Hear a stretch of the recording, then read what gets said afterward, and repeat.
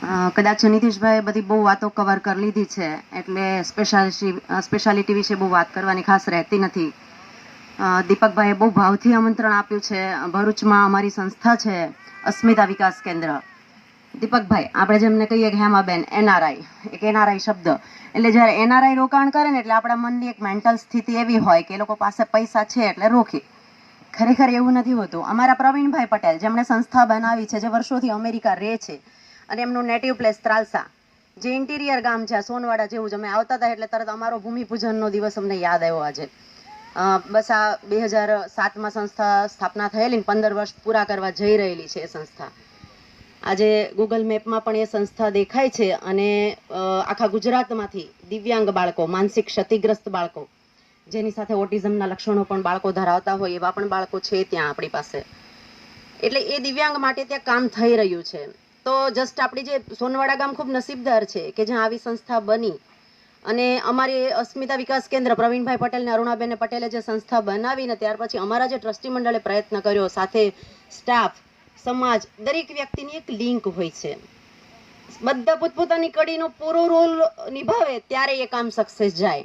એક દીપકભાઈથી ન થાય, એક પ્રવીણભાઈથી ન થાય, એક ટ્રસ્ટી મંડળથી ન થાય, કે કોઈ એક મનીષાબેન કે નિતેશભાઈથી પણ એ કામ ન થાય.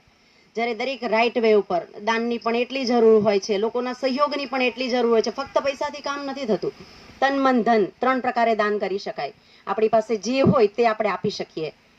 સોનવાડા ગામના લોકોને તો ખાસ મારી વિનંતી છે કે ખૂબ નસીબદાર છો કે તમારા ગામની અંદર આવી સંસ્થા આવી છે, અને આવું દિવ્યાંગ ક્ષેત્રે કાર્ય કરવા માટે તમે ભાગી બનવાના છો.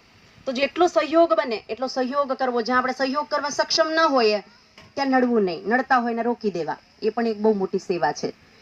સીધી સાદી એક વાત કરીએ કે દિવ્યાંગ બાળક છે, એને કોઈ બી વસ્તુ, એ ફિઝિકલી દિવ્યાંગ હશે તો એની પાસે મેન્ટલ લેવલ સારું છે. ડેફ બ્લાઇન્ડ છે ચાઇલ્ડ, તો એ વિચારી શકે છે કે મારા માટે શું સારું છે, કારણ કે બીજા શરીરોમાં એને વિકલાંગતા છે, 21 પ્રકારની જે વિકલાંગતા છે એમાં.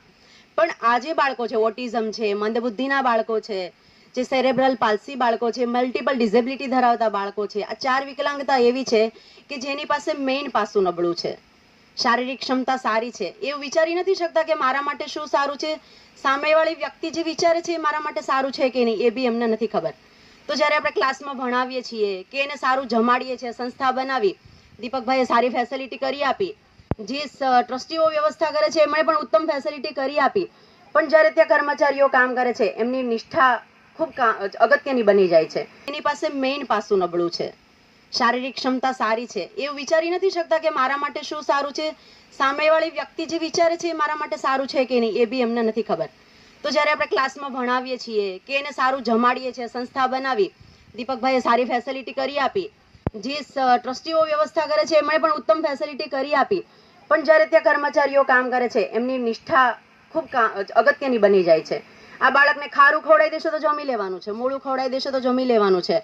એના માતા પિતા અહીંયા મૂકી જશે, કોના ભરોસે? ફક્ત અનેરાના ભરોસે. કે અમે અમારા બાળકને અહીંયા મૂકી દીધું, એ પૂછશે પણ નહીં તમે શું ભણાવ્યું કે તમે શું થેરાપી આપી. થેરાપીનો થય એમને ખબર નથી, કારણ કે જે સારા પેરેન્ટ્સ છે એમને ખબર છે. સારા પેરેન્ટ્સ છે તો સક્ષમ છે. દીપકભાઈ ને હેમાબેન તો સક્ષમ છે કે સારામાં સારી તાલીમ એમના બાળકને આપી શકે. આજે બીજા બાળક માટે પ્રયત્ન કરે છે. એમને પાછળની ચિંતા કરવાની એમને જરૂર નથી, એમની તો પાછળની પણ વ્યવસ્થા બધી થઈ જવાની છે. પણ જે બાળકો, જેના વાલીઓ પાસે આ વ્યવસ્થા નથી, જેમને આ ચિંતા છે, જેવા ગરીબ બાળકો છે, ગરીબ વાલીઓ છે, જે થેરાપી આપવા માટે સક્ષમ નથી, શિક્ષણ આપવા માટે સક્ષમ નથી, અને એ બાળકને ઘરે મૂકીને કામ કરવા જવા માટે સક્ષમ નથી, એવા બાળકો માટે આ સંસ્થા બનવાની છે. ત્યારે આપણે સીધી સાદી વાત કરીએ કે ભાઈ ગ્રોથ એન્ડ ડેવલપમેન્ટ આપણે ભણતા હોઈએ તો બહુ સમજતા હોઈએ છીએ કે બાળકના વૃદ્ધિ વિકાસ ઉપર ખૂબ ધ્યાન આપવું. તો કદાચ બહુ મોટી મોટી ભાષામાં વાતો કરવા જઈએ તો ન સમજાય કે વૃદ્ધિ ને વિકાસ કોને કહેવાય. પણ એક સીધી સાદી ને સિમ્પલ ભાષામાં કહીએ તો આપણે જોઈએ છીએ કે આ ખેતર છે, વરસાદ આવે એટલે બધી જગ્યાએ ઘાસ ઉગી નીકળે, તો એને વૃદ્ધિ કહેવાય. જ્યાં વાવવા નથી જવું પડ્યું, જાતે ગમે ત્યાં ઘાસ ઉગી નીકળ્યું. આ એક સીધું ને સાદું ને સિમ્પલ ઉદાહરણ વૃદ્ધિનું. વિકાસ કોને કહેવાય? તો કે સરસ મજાનો દીપકભાઈ આ ગ્રાઉન્ડ મેન્ટેન કર્યું, સરસ મજાની પ્રવીણભાઈએ સંસ્થા બનાવીને એમાં મહેનત કરી અને પ્લેટફોર્મ બનાવ્યું, અને સરસ બગીચાનું ત્યાં સર્જન કર્યું, એને વિકાસ કહેવાય. તો આ વિકાસ કરવા માટે આ અનેરા સંસ્થા જઈ રહી છે.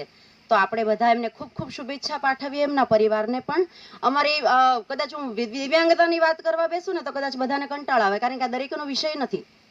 પણ એક ભાવના સમજવાની છે ખાલી. એ ત્યાં આવ્યા અને બધી નાના નાના ઝીણા ઝીણા પ્રશ્નો પૂછતા હતા અમને. અમારા ટ્રસ્ટીઓ, અહીંયા અમારા સંસ્થાના પ્રમુખ શ્રી મેનેજિંગ ટ્રસ્ટી પણ ઉપસ્થિત છે. અને જે નાના નાના પ્રશ્નો પૂછતા હતા ને તેમાં વેદના સાથે એમનો પ્રેમ હતો ભરૂચથી. તો આજે અમે ત્યાંથી પ્રેરાઈને અહીંયા એટલા માટે આવ્યા. અમારા પ્રવીણભાઈ ત્યાંથી ફોન કરીને સ્પેશિયલી કીધું કે આજના બધા જ કામ પડતા મૂકીને ત્યાં અનેરામાં આજે તમારે જવાનું છે. તો એ અગત્યતા ધરાવે છે આ ભૂમિ, આ કામ અગત્યતા ધરાવે છે. તો આપણે બધા એમને ખૂબ સહયોગ કરીએ. જ્યાં પણ જરૂર પડે ત્યાં અમારું અસ્મિતા વિકાસ કેન્દ્ર પણ સાથે છે. અને કદાચ નિષ્ણાંત તો ન કહી શકાય, પણ આ ક્ષેત્રોમાં વર્ષોથી કામ કરીએ છીએ. તો અમારો અનુભવ તમને ક્યાંક કામ લાગશે તો અમે મારા જાતને ખુશનસીબ માનીશું. ધન્યવાદ.